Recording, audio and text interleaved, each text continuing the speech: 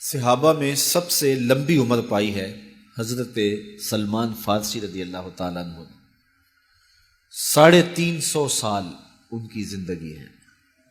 اتنی زندگی صحابہ میں سے کسی کی بھی نہیں ہے جتنی حضرت سلمان فارسی رضی اللہ تعالیٰ عنہ کی ہے۔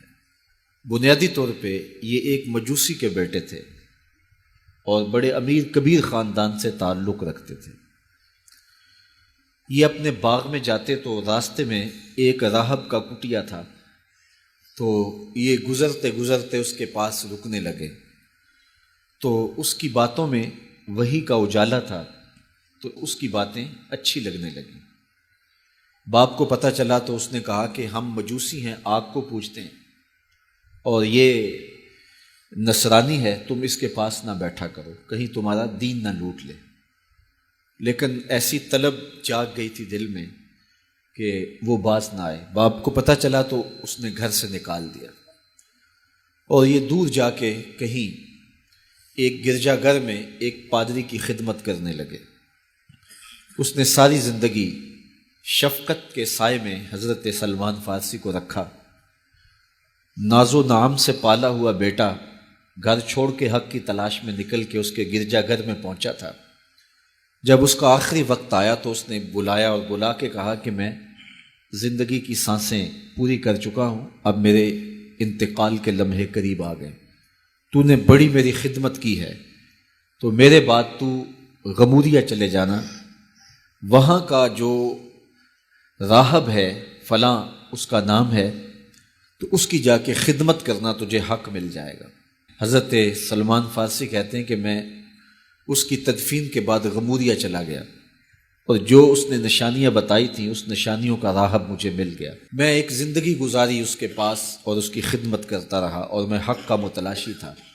ایک وقت آیا کہ اس کا بھی آخری وقت آ گیا، اور اس نے مجھے تنہائی میں بلا کے کہا کہ کوئی ایسا شخص نہیں رہا جس کے پاس میں تجھے بھیج سکوں، اور میرا وقت آخر آ گیا، اور تو نے سچائی کے ساتھ حق کی تلاش میں میری خدمت کی ہے۔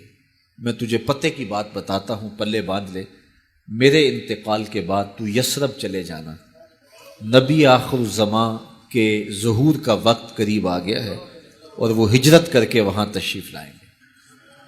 کہتے ہیں میں نے اس کو کہا کہ کوئی اور شخص بھی تو دعوی نبوت کر سکتا ہے، میں اتنی خاک چھانی ہے، ماں باپ کا دیس چھوڑا ہے، گلی گلی کی خاک چھانی ہے، تو کہیں میں دھوکہ نہ کھا جاؤں، مجھے نشانیاں بتاؤ۔ تو اس نے 3 نشانیاں بتائیں۔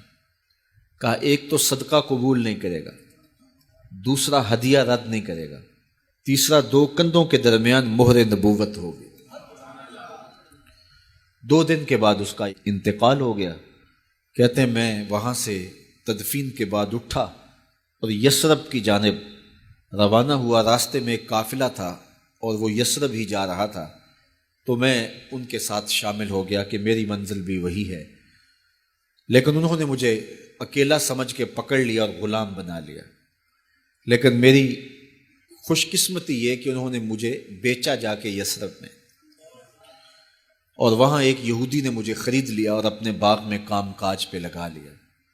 میں روزانہ ان ہمایوں لمحوں اور ان حسین گھڑیوں کا منتظر تھا جن کے لیے میں نے در در کی خاک چھانی تھی، کبھی عرش پر، کبھی فرش پر، کبھی ان کے در، کبھی در بدر، غم عاشقی تیرا شکریہ، میں کہاں کہاں سے گزر گیا۔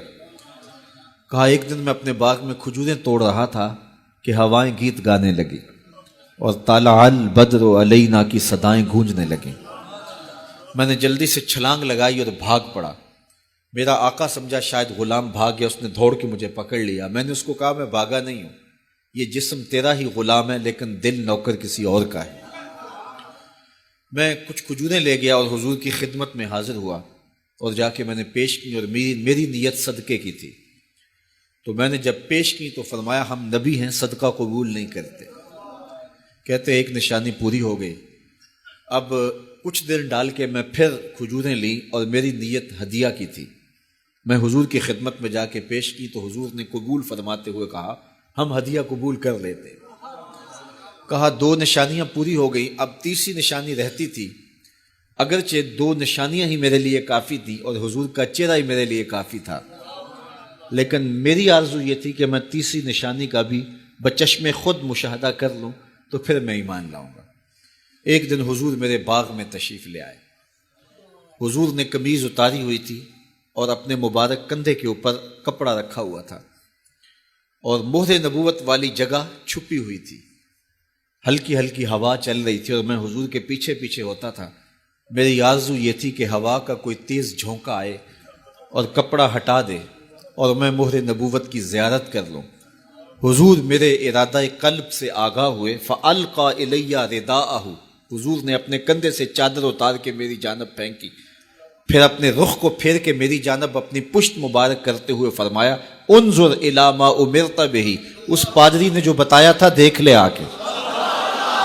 تو کہتے ہیں میں نے دیکھا تو حضور کے دو کندھوں کے درمیان مہر نبوت تھی، تو میں دوڑ کے لپٹ گیا اور حضور کی مہر نبوت کو چوم لیا اور میں حضور کا غلام بن گیا۔ تو لوگوں نے کہاں کہاں انتظار کیے، کتنی صدیاں کاٹیں، کس کس در کی غلامی کی۔ میں کہا کرتا ہوں میرے مقدر آپ کے مقدر۔ آنکھ کھلی، ہمارے والد مسجد سے مولوی صاحب کو بلا لائے اور انہوں نے کان میں آ کے کہا مبارک ہو، تو حضور کا غلام بن کے آیا۔ شاہوں سے ملا ہے نہ تونگر سے ملا ہے، اللہ کا عرفان اسی در سے ملا ہے۔ اوروں کو ملا ہے تو مقدر سے ملا ہے، مجھ کو تو مقدر بھی تیرے در سے ملا ہے۔